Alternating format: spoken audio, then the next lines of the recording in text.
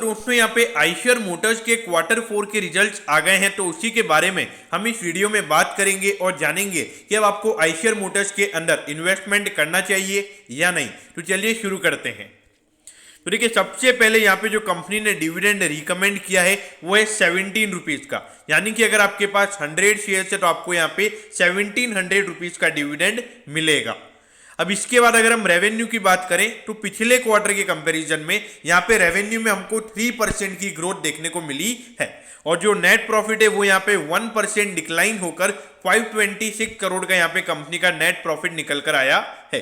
तो देखिए, अगर आप क्वार्टरली बेसिस का परफॉर्मेंस अगर हम देखें तो एकदम फ्लैट है, रेवेन्यू में भी ज्यादा ग्रोथ नहीं है और नेट प्रॉफिट भी अगर गिरा है तो ज्यादा नहीं गिरा है। लेकिन उसके बाद अगर हम ईयर ऑन ईयर बेसिस यानी कि पिछले साल के जनवरी से मार्च वाले क्वार्टर से अगर हम रेवेन्यू को कंपेयर करें तो वहां पर 29% का ग्रोथ हमको देखने को मिला है। तो ईयर ऑन ईयर बेसिस पर बहुत ही अच्छा ग्रोथ यहां पे हमको कंपनी के रेवेन्यूज में देखने को मिला है। अब अगर हम नेट प्रॉफिट की बात करें तो वो यहाँ पे 73%, यानी कि अगर पिछले साल कंपनी ने अगर 100 रुपए का प्रॉफिट कमाया था तो 100 रुपए के ऊपर यहाँ पे 73 रुपीज का प्रॉफिट कंपनी का ज्यादा हो गया है। तो देखिए, 73% की ग्रोथ हमको यहाँ पे ईयर ऑन ईयर बेसिस पर कंपनी के नेट प्रॉफिट में देखने को मिल रही है। तो ऑल ओवर यहाँ पे कंपनी के रिजल्ट अच्छे हैं, और मेरे ख्याल से क्वार्टरली बेसिस पर कंपनी के जो रिजल्ट आए हैं, मेरे ख्याल से मार्केट इससे डिसअपॉइंट नहीं होगा, क्योंकि मेरे ख्याल से मार्केट यहाँ पे ईयर ऑन ईयर बेसिस के रिजल्ट देखेगा और हो सकता है कि शॉर्ट टर्म में स्टॉक आपको बुलिश होता हुआ नजर आए।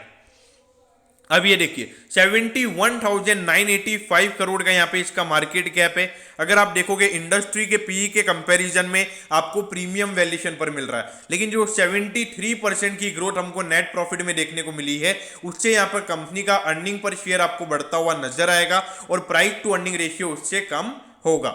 लेकिन देखिए, ये आपको हमेशा प्रीमियम वैल्यूएशन पर ट्रेड होता हुआ नजर आएगा। इसका रीजन ये है, मार्केट में सप्लाई कम है, उसके अलावा जो रॉयल एनफील्ड जो ब्रांड वैल्यू है उससे ये आपको हमेशा प्रीमियम वैल्यूएशन पर ट्रेड होता हुआ नजर आएगा। अब ये देखिए, पिछले साल थोड़ा सा कोविड की वजह से जो कंपनी का रेवेन्यू कम हुआ था और प्रॉफिटेबिलिटी भी हमको कम होती हुई नजर आई थी, लेकिन इस बार भी पूरे साल की अगर हम बात करें तो पिछले साल के मुकाबले कंपनी का प्रॉफिट कम ही है, क्योंकि अप्रैल से लेकर सितंबर तक ज्यादा सेल्स नहीं हुई थी। तो इसीलिए ये बात हमको समझनी होगी।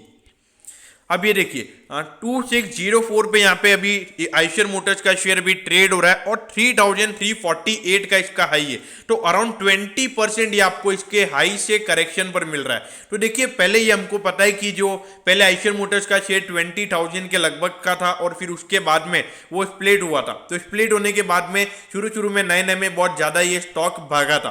तो ये बात भी हमको समझनी होगी। तो देखिए, जो भी यहाँ पे आइशर मोटर्स में लॉन्ग टर्म के लिए इन्वेस्टेड है, मेरे ख्याल से इन्वेस्टेड रहिए, क्योंकि अभी कंपनी का जो इलेक्ट्रिक ट्रक्स है उसका पोर्टफोलियो भी मतलब लगातार नए इलेक्ट्रिक ट्रक्स यहाँ पे आइशर मोटर्स लॉन्च कर रहा है, और उसके अलावा जो रॉयल एनफील्ड जो इनका ब्रांड प्रोडक्ट है, मेरे ख्याल से उसका ज्यादा इलेक्ट्रिक व्हीकल से ज्यादा फर्क नहीं पड़ेगा। वो प्रोडक्ट मेरे ख्याल से जो उसका मार्केट शेयर है मेरे ख्याल से वो रहेगा, क्योंकि वो एक प्रोडक्ट एकदम यूनिक है। अगर आप देखोगे उसके जैसा कोई प्रोडक्ट नहीं है, तो इसीलिए मेरे ख्याल से जो मार्केट शेयर रॉयल एनफील्ड का है वो उतना ही रहने वाला है। तो इसीलिए आइशर मोटर्स में जो लोग भी यहाँ पे लॉन्ग टर्म के लिए इन्वेस्टेड हैं, इन्वेस्टेड रहिए, और जो लोग इन्वेस्ट करना चाहते हैं मेरे ख्याल से डेफिनेटली इस काउंटर पर इन्वेस्टमेंट किया जा सकता है। और हाँ, अगर यहाँ पे करेक्शन देखने को मिलता है, स्टॉक अगर 2300 या 2200 के लेवल तक जाता है, तो मेरे ख्याल से डेफिनेटली वहां पर लॉन्ग टर्म इन्वेस्टर्स के लिए बहुत ही बढ़िया अपॉर्चुनिटीज होगी। तो इसीलिए यहाँ पे डेफिनेटली इस काउंटर पर इन्वेस्टमेंट किया जाना चाहिए। तो दोस्तों, मैं होप करता हूं कि आपको आइशर मोटर्स के क्वार्टर 4 के रिजल्ट्स के बारे में सब कुछ पता चल गया होगा। अगर आपकी कोई भी क्वेरीज है तो आप कमेंट कीजिए, मैं जरूर आपके कमेंट पर रिप्लाई करूंगा। ओके दोस्तों, thank you, have a nice day.